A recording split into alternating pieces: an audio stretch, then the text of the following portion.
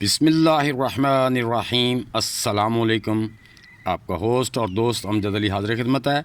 तो दोस्तों, सबसे पहले कि ये जो हमारी पुरानी मिट्टी है, जो हमने जहाँ से पौधे निकाल दिए हैं, हमारे पॉट खाली हो गए हैं, तो उसको रिचार्ज कैसे करना है, उसको दोबारा काबिल इस्तेमाल किस तरह बनाना है। क्योंकि हमारे पौधों ने इसमें से जितने भी न्यूट्रन थे वो ले चुके हैं।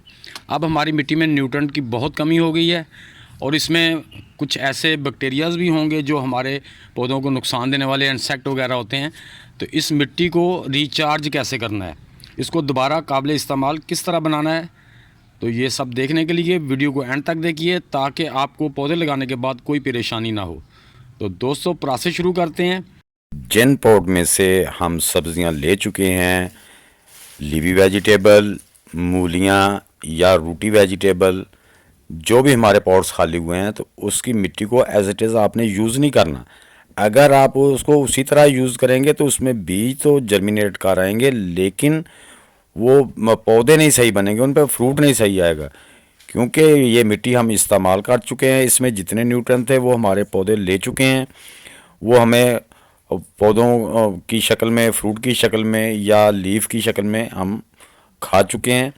तो अब उस मिट्टी में हमने उसको दोबारा से ज़रखेज़ बनाना है, न्यूट्रिएंट उसमें पूरे करने हैं, तब जाके हमने उसमें सब्जियां लगानी हैं, ताकि हमारी गर्मियों की सब्जियां जो ज़्यादातर बेल वाली होती हैं, टमाटर होते हैं, बैंगन होते हैं, बेलखरूस बेल वाली सब्जियां जो होती हैं, उनके लिए हमें एक तो पॉट बड़ा होना चाहिए हमारा, दूसरे नंबर पे जो है ना, उसकी मिट्टी को अच्छी तरह ज़रखेज़ बना लेना है, ताकि हमारी बेल वाली सब्जियां बढ़ें भी। जितना बढ़ेंगी उतना ही उन पे ज़्यादा फ्रूट आएगा। मसलन कद्दू है, करेला है, ये लॉन्ग टाइम चलती हैं।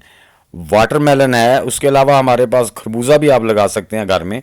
तो इन सब को लगाने के लिए हमने अपनी मिट्टी को रिचार्ज कैसे करना है, उसको ज़रखेज़ कैसे बनाना है, उसके लिए सबसे पहले जो दोस्तों है ना, हमने अपने जो पॉट्स वगैरह है ना, गमले, उनकी मिट्टी जिनमें हमने लीवी वेजिटेबल उगाई थी, मसलन पत्ते वाली सब्जियां या रूटी वेजिटेबल, क्योंकि उस पर फ्लावर और फ्रूट नहीं आता, उसके अंदर जो फास्फोरस की मिकदार बाकी होती है, जो हमारे पौधों ने ली होती, पोटाशियम की मिकदार बाकी होती है और कैल्शियम की मिकदार भी किसी हद तक उसमें मौजूद होती है।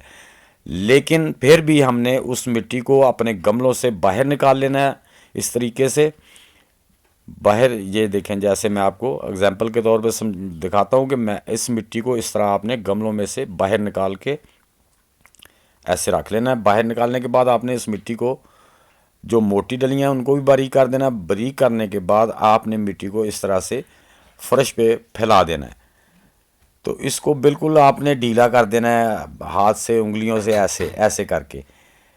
उससे क्या होगा कि इसमें से धूप गुजरेगी और हवा का गुजर होगा। तो अल्लाह ताला ने कुदरती तौर पर धूप में और हवा के अंदर जब उसमें से गुजरते हैं, धूप गुजरती है, तो उसके अंदर नाइट्रोजन और कैल्शियम की वाफर मिकदार कुदरती तौर पे उसमें शामिल हो जाती है।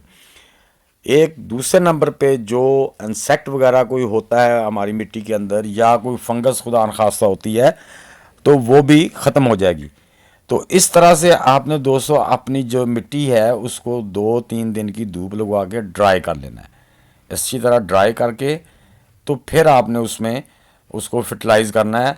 उससे पहले नहीं फर्टिलाइज़। अगर आपकी मिट्टी गीली होगी उसी तरह आप उसमें दे देंगे तो उसमें आपका फ़ायदा नहीं होगा। तो ये जो हमें धूप और हवा से फ्री फर्टिलाइज़र, नाइट्रोजन मिलनी है, कैल्शियम मिलनी है, वो भी नहीं मिलेगा। और उसके अंदर जो इंसेक्ट कोई होगा या फंगस होगी वो भी उसी के अंदर रह जाएगी, जो कि हमारे पौधों के लिए नुकसानदेह होगी। तो इसलिए अपनी मिट्टी को रिचार्ज कर लें। 50% गार्डन सोयल, 30% लीव कंपोस्ट और 20% इसमें आप गोबर की खाद है आपके पास या आप किचन डीकम्पोस्ट है वो ले लेनी है। लेके इसको मिक्स करके एक आपने बहुत अच्छी और फुल ज़रखेज़ और न्यूट्रन से भरपूर जो है ना वो सोयल, मिक्स सोयल तैयार कर लेनी है। तैयार करके फिर आपने उसको अपने गमलों में डालना है। लेकिन आपके गमले जो होने चाहिए वो भी नीचे से सुराख होना चाहिए, या आपके पास कोई बॉक्स है उसके नीचे सुराख होनी चाहिए ताकि वेल ड्रेन हो। अगर खुदा न खासा पानी ज़्यादा आ जाता है या बारिश आ जाती है तो उसके अंदर जो ओवर वाटर है वो ड्रेन हो जाए, ताकि हमारे पौधे को, रूट को नुकसान ना पहुँचे। तो एक बार फिर सुन लें दोस्तों कि आपने जो गार्डन सोयल है वो 50% लेनी है, 30% उसमें लीव डीकम्पोज मिला देने हैं और 20% कोई भी डीकम्पोज की हुई गोबर की खाद या किचन डीकम्पोज उसमें मिला के उसकी एक पुटिंग सोइल बना लेनी है। बिलफर्ज आपके पास लीव डीकम्पोज नहीं होते तो आप उसमें किचन वेस्ट या गोबर की खाद ही 30% मिला लें। ऐसी मिट्टी में आप सीडलिंग करेंगे तो इंशाल्लाह आपके पौधे बहुत अच्छे से जर्मिनेट भी होंगे, बीज पौधे ग्रोथ भी करेंगे और इंशाल्लाह उस पर फ्रूट भी आएगा। तो दोस्तों उम्मीद है कि मेरी ये छोटी सी वीडियो आपको पसंद आई होगी। पसंद आई तो इसे लाइक लाजमी कर दें, नए दोस्त भी लाइक शेयर और चैनल को सब्सक्राइब करके बेल आइकन को ज़रूर दबा दें ताकि हर नई वीडियो की इत्तला आपको बर मिल सके। तो दोस्तों मिलते हैं इंशाल्लाह नेक्स्ट वीडियो में, तब तक के लिए आप सब दोस्तों को अल्लाह हाफिज़।